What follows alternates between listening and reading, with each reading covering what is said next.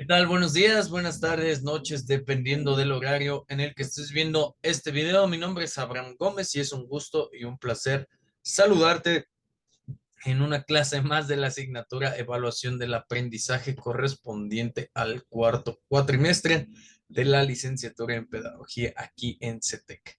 Es un gusto y un placer acompañarte en una clase más. El día de hoy vamos a revisar el tema 5.4, técnicas de observación. Estamos viendo formas, tipos, instrumentos y técnicas de evaluación. Este es nuestro último tema, correspondiente al tema 5, técnicas e instrumentos de evaluación del aprendizaje. Estamos revisando prácticamente al término de estas diapositivas. Estamos concluyendo el curso. Lo siguiente será darle forma, estructura y aplicación a nuestro proyecto que por ahí ya tenemos súper listo. Así es que entonces yo te encargo que tengas a la mano lápiz, papel, pluma, lo que necesites para desarrollar tus anotaciones. Y sin más, pues te invito a que me acompañes a darle seguimiento a esta última clase. Te voy a compartir pantalla, te recuerdo y te dejo aquí eh, las redes sociales de contacto para que estemos ahí bien al día. Ok, entonces vamos a revisar el tema 5.4, te decía es el último, técnica de observación. Y en cuanto a las técnicas de observación que podemos utilizar para evaluar, encontramos a la participación, la exposición oral, las demostraciones, las listas de verificación o como las conocemos, listas de cotejo, los registros anecdóticos, escalas de evaluación y la rúbrica.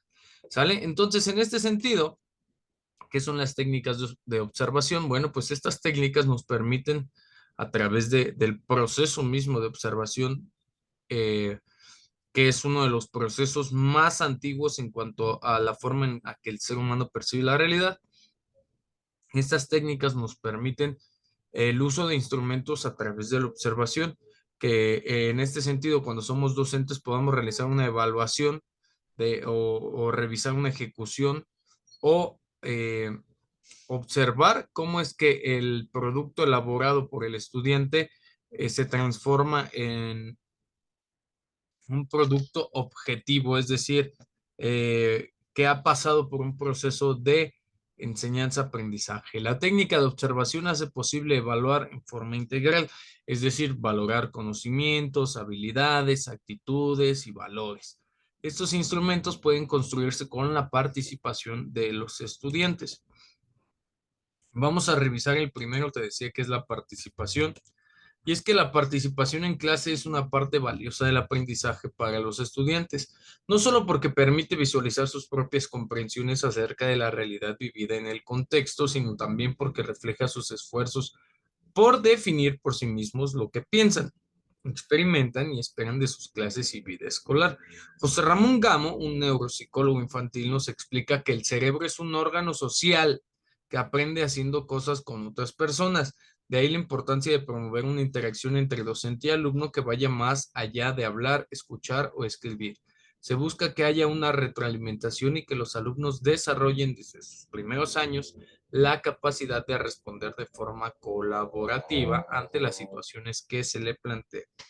La participación escolar es un término usado para generar estrategias que ofrezcan al alumnado las oportunidades de involucrarse activamente en la toma de decisiones dentro de su escuela. Y esta parte la vamos a subrayar porque para, para tener participación dentro del salón de clases, pues es necesario generar las condiciones para que esta misma ocurra, ¿no? Te dejo unas estrategias, limitar el tiempo que se va a dedicar a cada actividad, no hay que desviarnos del tema central y así evitamos que los estudiantes se distraigan y olviden los objetivos de clase. Transparencia, presentar los objetivos y criterios de evaluación para que los estudiantes asuman la responsabilidad en cada una de sus acciones. Ejemplificar y demostrar para que los alumnos retengan y comprendan con mayor facilidad algún tema. La mejor manera es hacerles ver la necesidad o utilidad de aprender este conocimiento.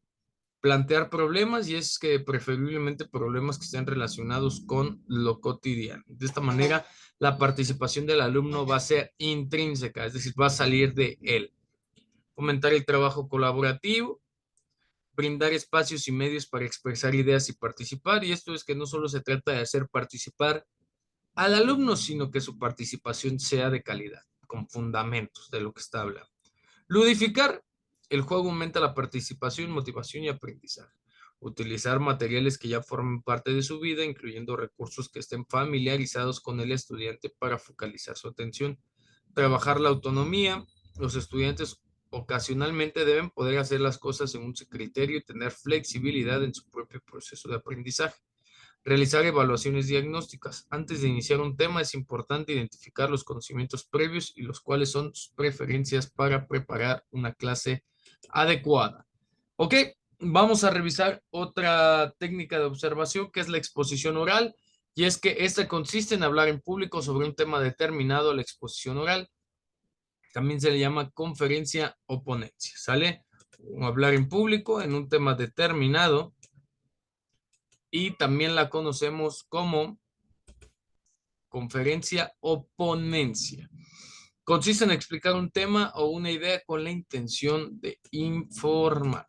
¿Cuáles son sus características? Se debe de hacer de forma clara, sencilla y ordenada para que se entienda bien. ¿Sale? ¿Cuáles son las técnicas? ¿Cómo podemos hacer una exposición oral? Bueno, de la siguiente forma. Elegimos un tema, adaptamos el tema a la edad e intereses de los oyentes. El título debe ser atractivo para que genere un vínculo amplio en el que podamos ir y venir con el tema de la atención. Debe estar documentado, fundamentado, obviamente. Debemos recoger información sobre el tema elegido. No se puede explicar algo que se desconoce. Hay que organizar la información. La información que no está ordenada no sirve. Hay que ordenar la información, jerarquizar y priorizar lo más importante. Elaboramos un guión y hay que seguir un orden lógico, de lo sencillo a lo complicado, de lo menos interesante a lo más interesante. Y las ideas deben estar relacionadas unas con otras para que se puedan comprender. Desarrollamos nuestra exposición oral, y si es oral, hay que seguir las normas de entonación, los gestos y el vocabulario. ¿Sale? Es algo que debemos de tener en cuenta. Más adelante en su clase de taller de microenseñanza nos vamos a dar cuenta el por qué. Partes: introducción, desarrollo, conclusión. Normalmente una exposición oral está compuesta por 4 partes, que son introducción, desarrollo, finalización, conclusión, y el plenario, también llamado coloquio, que es cuando a veces hay preguntas, respuestas o algunas dudas. ¿Sale? En cuanto a la introducción, la palabra clave es brevedad. Debe de ser motivadora y precisa. Comenzar con el saludo de bienvenida, continuar con algo llamativo que capte la atención del público, y después vamos a ir desmenuzando el mensaje, ¿no? Planteemos objetivos y terminamos la introducción con una motivación sobre el interés que tiene el tema para el auditorio. Las reglas de oro para la introducción es demostrar una actitud de seguridad y confianza en uno mismo, con la forma de pararnos adelante, de mirar, es decir, nuestro lenguaje corporal, nuestras primeras palabras, tomarnos un tiempo antes de comenzar. Todo debe estar en orden para que solo haya concentración en el público y no más, y en lo que se debe exponer.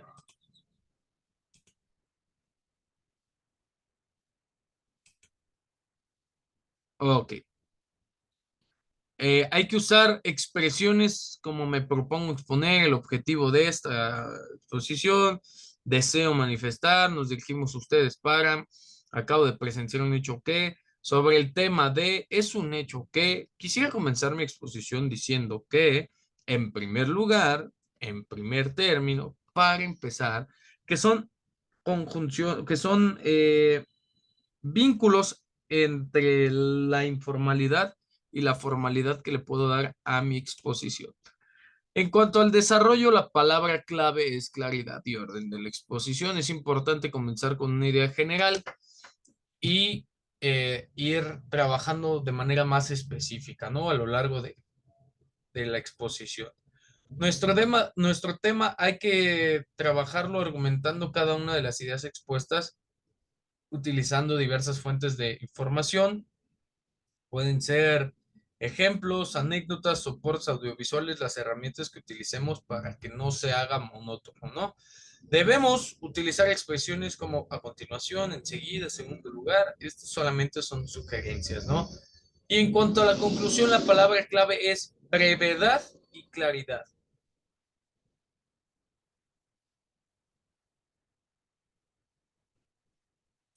Aquí en esta parte debemos de planificar bien cómo vamos a concluir, no improvisar, avisar cuando se va a llegar a la conclusión, hace saber o hace el conocimiento del público eh, que a través de la exposición lo hemos llevado al punto final de nuestra información, ¿no? Y es necesario que se concluya o de acuerdo paralelo a los objetivos que hemos planteado, ¿no? Entonces, de esta manera ya llevamos dos técnicas de observación que son la participación, la exposición y pasaremos a la tercera que son las demostraciones. Esta es una técnica empleada tanto como para enseñar como para evaluar habilidades, herramientas y aprendizajes específicos.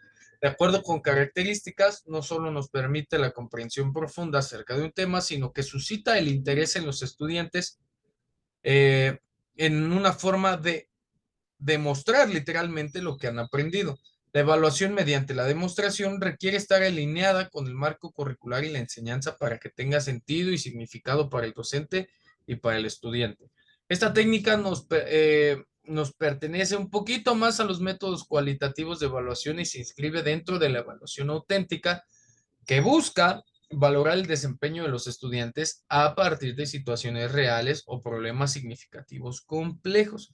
La evaluación de una demostración a distancia presenta varios retos. Sin embargo, es la más significativa para comprobar que los estudiantes adquieren el conocimiento y observar el modelo mental en el que se incorpora información visual, espacial, temporal y conceptual. Además, al presentarse en línea, los recursos disponibles para la elaboración de demostraciones son más accesibles e innovadores que al realizarlos de forma presencial. Ok, tenemos aquí un maestro, le está pidiendo al alumno que nos haga una demostración. Una demostración no solamente es cognitivo, sino también es conductual.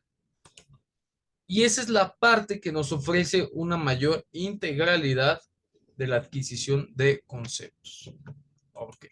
Entonces, con la demostración que podemos hacer, pues valorar la apropiación, comprensión o capacidad de aplicación de una teoría, método, técnica o algún instrumento por parte del estudiante. Es decir, ver cómo se hace, saber cómo debe de hacerlo y observar cómo es que lo hace, ¿no? Cómo es que pasa del punto A al B al C. Para elaborar una demostración es necesaria una colaboración multidisciplinaria, ya que implica habilidades y conocimientos de distintas asignaturas. Por ejemplo, se han empleado informaciones que demandan un dominio o interrelación, como los campos de la química, física, matemática, ingeniería, informática, música, teatro y danza, entre otros, ¿no? Esta intermultidisciplinariedad nos permite que se aplique en diferentes niveles educativos. En esta técnica podemos considerar demostraciones teóricas o prácticas en donde el estudiante realmente nos muestre lo que ha aprendido o lo que ha hallado, ¿no? Dentro del tema de conocimiento. También en esta técnica se puede presentar durante, perdón, y al final del curso. Y así podemos elegir un tema de nuestro temario y que el alumno nos demuestre de manera teórica o de manera práctica o de manera técnica lo que ha aprendido de un tema. Una forma de demostración es la interactiva, la cual permite impartir un tema específico y evaluar formativamente la comprensión de los estudiantes. Así pues, pasamos a las listas de verificación o lo que nosotros conocemos como listas de cotejo. ¿Qué son las listas de cotejo? Lo siguiente. Es un cuadro de doble entrada, entrada 1, entrada 2, mediante el cual se nota en la columna de la izquierda una lista de criterios, palabras, frases y oraciones que señalan con claridad las acciones, tareas, comportamientos, habilidades o actitudes que se desean evaluar de un proceso de aprendizaje. Los criterios consideran aspectos relevantes del proceso de aprendizaje, por lo que es recomendable que se ordenen según la secuencia en que se realizarán las actividades. En la fila superior se establece una escala de valoración dicotómica, es decir, sí o no. Pertenecen a la técnica del análisis del desempeño. También entran dentro de la técnica de observación y permiten evaluar conocimientos, habilidades, actitudes y valores. Las listas de verificación o las listas de cotejo son útiles para, anótalo bien, evaluar procesos de aprendizaje estructurados, identificar logros y áreas de mejora, evaluar productos terminados y ver si contienen o si tienen las características necesarias solicitadas por el objetivo o por el tema de aprendizaje. Promover la coevaluación y autoevaluación entre los estudiantes, realizar una evaluación final a un proceso terminado y evaluar aspectos intermedios de un proceso. ¿Cómo se hace? Bueno, se incluyen datos de identificación, por ejemplo, el grado, el grupo, asignatura y los aprendizajes esperados. Hay que tener en claro lo que se desea evaluar. ¿Qué vamos a evaluar? Acciones, comportamientos, habilidades o actitudes. Expresar lo que se desea evaluar en criterios claros y concretos, evitando ambigüedades. Debe incluirse un solo criterio por región. Establecer la escala de presencia o ausencia, es decir, sí o no. Definir en otro cuadro los niveles de desempeño o referencias numéricas de acuerdo a los criterios logrados. Esto nos va a permitir traducir los criterios en un nivel de desempeño. Puede ser destacado, satisfactorio, suficiente, o si lo queremos ver en una calificación como 10, 9, 8, 7, 6, 5, es decir, de manera numérica.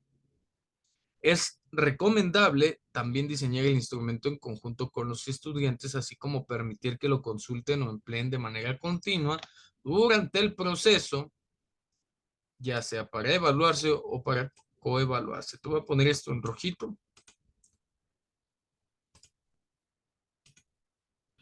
porque lo vamos a trabajar con nuestro proyecto de evaluación.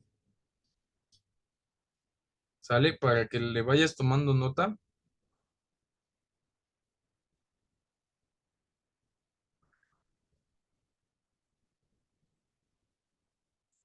Ok, sale. Entonces, en este sentido, vamos a comenzar a trabajar con una situación similar a esta. Aquí te voy a dejar un ejemplo de una lista de cotejo, lo que comentábamos, ¿no? Los datos generales. Grado, la dimensión que estamos trabajando de acuerdo al temario, al grado que estamos cursando, las habilidades que vamos a trabajar, los indicadores de logro. Criterios de evaluación 1, 2, 3, 4, 5. ¿Ocurren sí o no? Valoración de los criterios 5, 4 y 3, 2. Muy bien, satisfactorio, proceso requiere apoyo.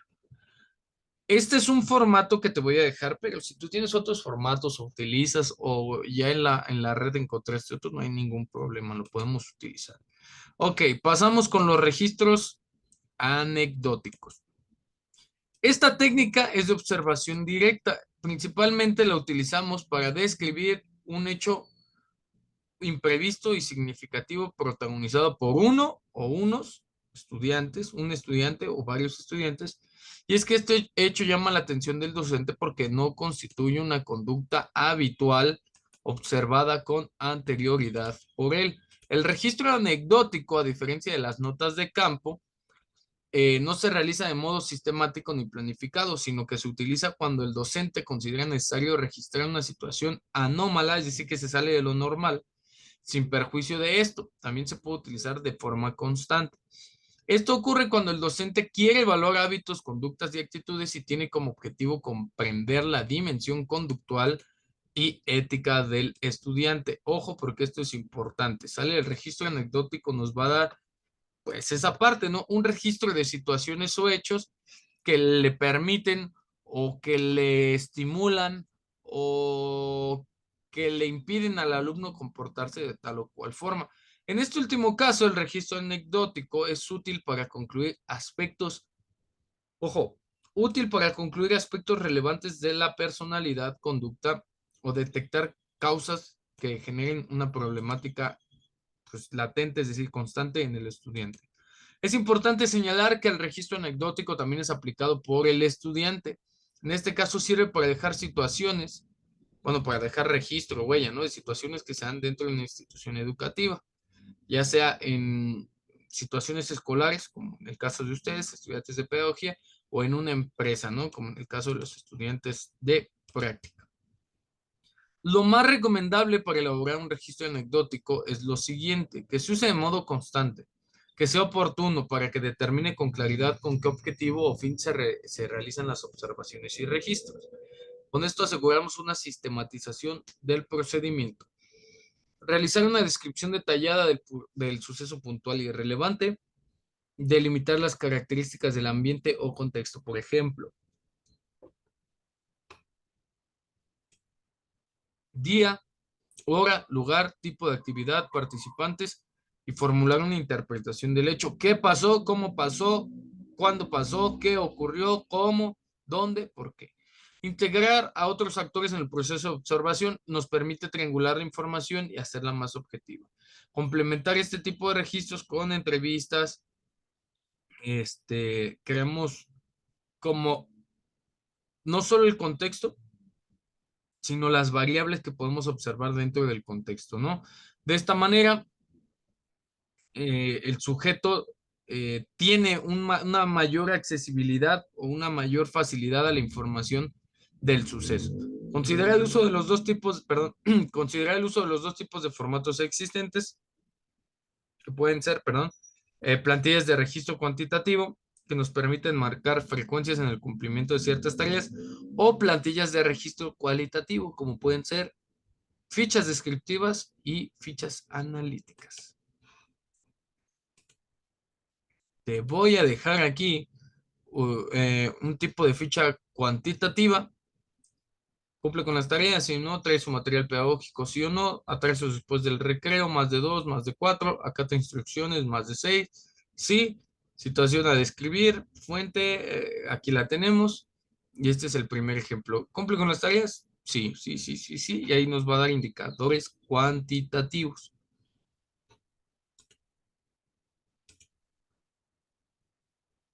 Si queremos revisar una ficha con carácter descriptivo o cualitativo, nos podemos ir a la siguiente. Alumno, fecha, lugar, curso, hora. Descripción del hecho incidente, comentario e interpretación del alumno y agregamos un observador extra, perdón. Recuerda que todo esto lo puedes ir trabajando tú y lo puedes ir diseñando y que no hay problema alguno. Entonces, esto en cuanto a los registros anecdóticos, y ahora vamos a ver las escalas de evaluación. El término escala de evaluación es amplio, acompaña múltiples tipos de medidas, en las cuales incluimos listados de síntomas, como lo es el checklist, los cuestionarios, los inventarios, los autoinformes, los índices y otras medidas que podemos rescatar.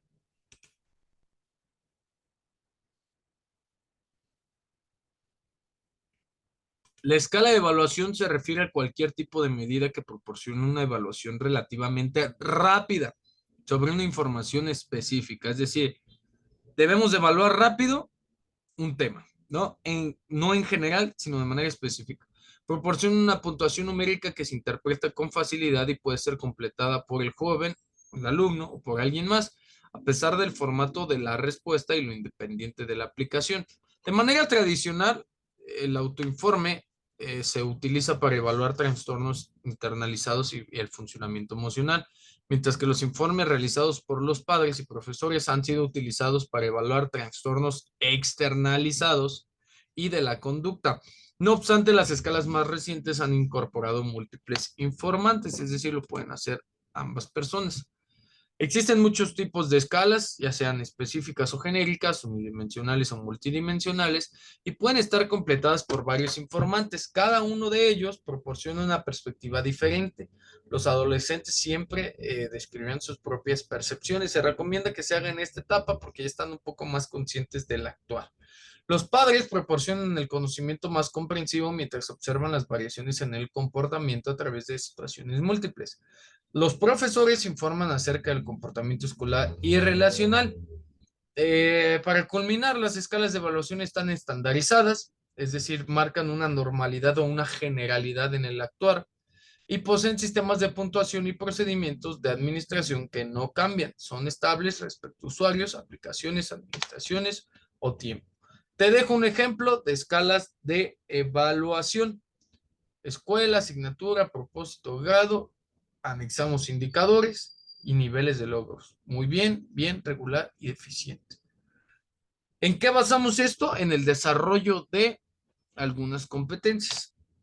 Y para revisar precisamente esto, el desarrollo de competencias, tenemos a las rúbricas, una herramienta que ayuda a evaluar el aprendizaje del alumnado, haciendo que los propios estudiantes también conozcan sus errores mediante la autoevaluación. La rúbrica en sí es un documento que describe distintos niveles de calidad de una tarea o proyecto, dando un feedback informativo al alumnado sobre lo que se requiere de su trabajo o del desarrollo del trabajo o durante el proceso. Esta evaluación detallada sobre los trabajos normalmente se utiliza para la consecución de los objetivos, que podría ser en los trabajos finales. La rúbrica es un instrumento idóneo, especialmente para evaluar competencias, puesto que permite diseccionar las tareas complejas que conforman una competencia en tareas más simples, distribuidas de forma gradual y operativa.